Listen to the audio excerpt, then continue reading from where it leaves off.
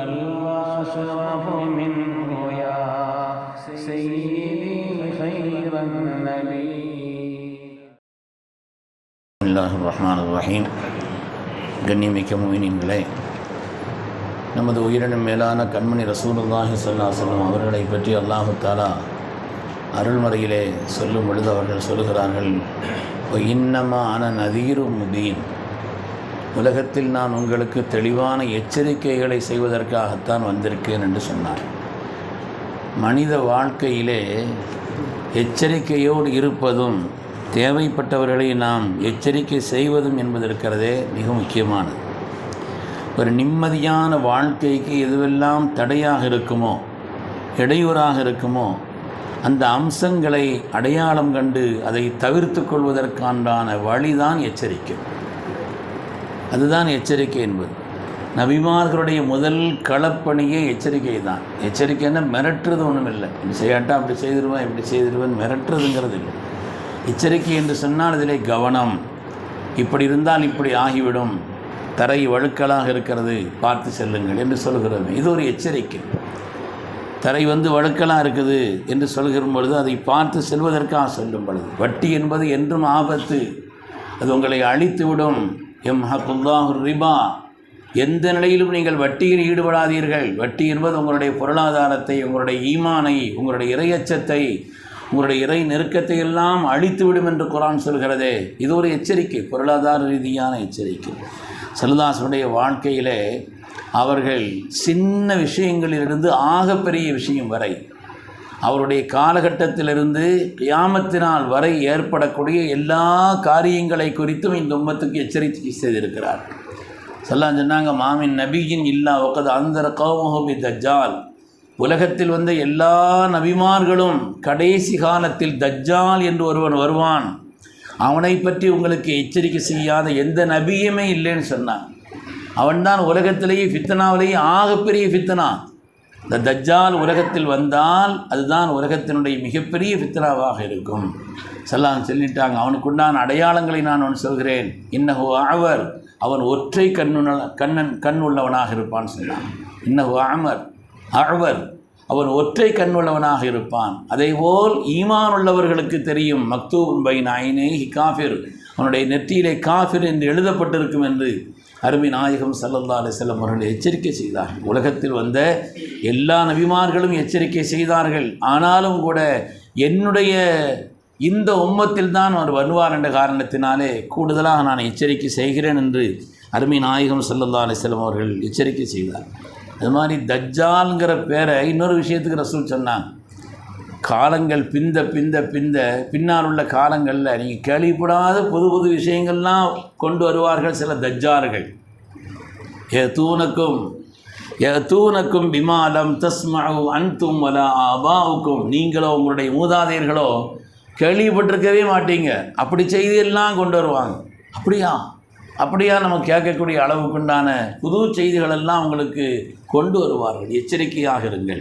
வையாக்கும் வையாகும், இதுவரை நடந்து வந்த நல்லோர்கள் முன்னோர்கள் அவருடைய அந்த பாதையில் இருந்து நீங்கள் சருகுவதை விட்டு உங்களை எச்சரிக்கிறேன், அவர்களையும் எச்சரிக்கிறேன், நீங்கள் வழிகட்டு சென்று கொண்டிருக்கிறேன் என்று அவர்களை எச்சரிக்கிறேன்னு சொன்னாங்க. இன்றைக்கி எத்தனையோ காரியங்கள். போன வாரம் ஒரு ஆள் சொன்னார், ஹஸரத் நம்ம ஊரில் ஒரு 5-6 பேர் சேர்ந்து காலையில் 7:30 மணிக்கு ஜும்மா தொழுகிறாங்களே தெரியுமான்னு கேட்டேன். 7:30 மணிக்கு ஜும்மாவா, இது என்னன்னு அவன் ஸல்லல்லாஹு அலைஹி இந்த ஹதீஸ் தான் ஞாபகம் வந்தது. இதுபோல் எத்தனையோ விஷயங்கள் புதுசாக கேட்கும் பொழுது அப்படியான்னு தெரியும். அதுக்கு பிறகு பின்னால் போய் கேட்டால் அதுக்கு ஏதாவது காரணத்தை சொல்வார். ஸல்லல்லாஹு சொன்னார்கள், இது மாதிரி உலகத்தில் பல தஜ்ஜால்கள் வருவார்கள், பொய்யர்கள் வருவார்கள், அவர்களையும் எச்சரிக்கிறேன், உங்களையும் எச்சரிக்கிறேன். நீங்கள் நம்முடைய முன்னோர்களுடைய வழியிலிருந்து சருகி போய்விடக்கூடாது, அவர்களை எச்சரிக்கிறேன். இப்படிப்பட்ட காரியங்களில் ஈடுபட்டு வழிகட்டு விடாதீர்கள் என்று கண்மணி ரசூலுல்லாஹி ஸல்லல்லாஹு அலைஹி வஸல்லம் சொன்னார். ஒவ்வொரு காலகட்டத்திலும் ஏற்படக்கூடிய ஃபித்னாக்களை எச்சரிக்கிறது என்பது சமூகத்தினுடைய கடமை. பெற்றோர்களாக இருந்தால் பிள்ளைகளுக்கு எச்சரிக்கை செய்வது, அது மாதிரி நம்முடைய நல்லோர்கள் அடுத்து உள்ள நிலையிலே உள்ளவர்களுக்கு எச்சரிக்கை செய்வது.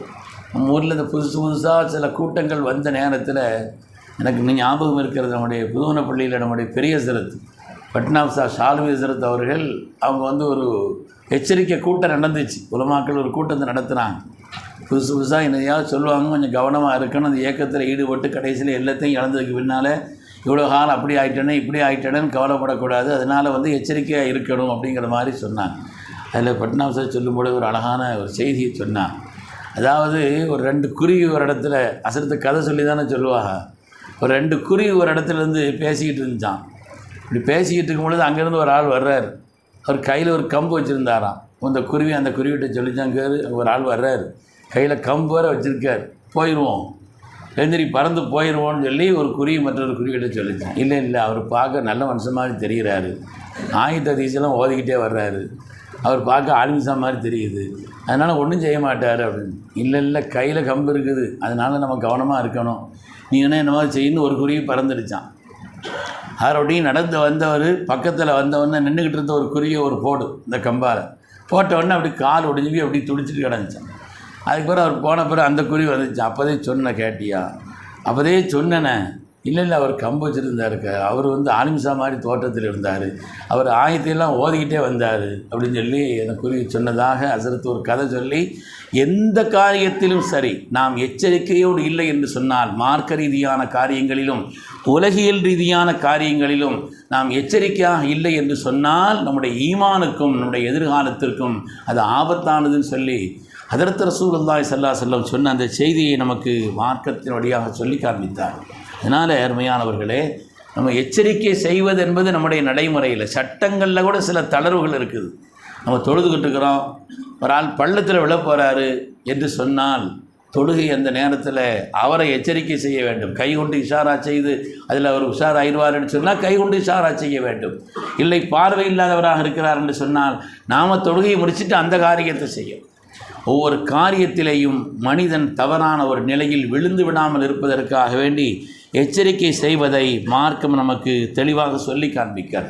புயல் மழை எச்சரிக்கிறாங்க இல்லையா, புயல் வரப்போகுது கவனமாக இருங்க, மழை வரப்போகுது கவனமாக இருங்க அப்படின்னு சொல்கிறாங்க இல்லையா. அதனால் இந்த எச்சரிக்கை உணர்வு என்பது நம்முடைய வாழ்க்கையிலும் வேண்டும். ஒவ்வொரு காரியத்திலையும் ஒவ்வொரு அடி எடுத்து வைக்கும் பொழுதும் கூட எச்சரிக்கை உணர்வோடு யார் செயல்படுகிறார்களோ அவருடைய எதிர்காலம் பிரகாசமாக இருக்கும், சந்ததிகளுடைய எதிர்காலம் பிரகாசமாக இருக்கும் என்பதிலே எந்த விதமான சந்தேகமில்லை. அல்லாஹு தஆலா முன்னோர்களான சங்கையான நபிமார்கள் எந்தெந்த காரியங்களை குறித்தெல்லாம் நமக்கு எச்சரிக்கை செய்து அதிலே கவனமாக இருக்க வேண்டும் என்று சொன்னார்களோ அதிலே கவனமாக இருந்து ஹிதாயத்தையும் நேர்வழியையும் பெற்ற நல்லோர்களில் அல்லாஹு தஆலா நம்மையும் நம் சந்ததிகளையும் கபூல் செய்தருள்வானாக.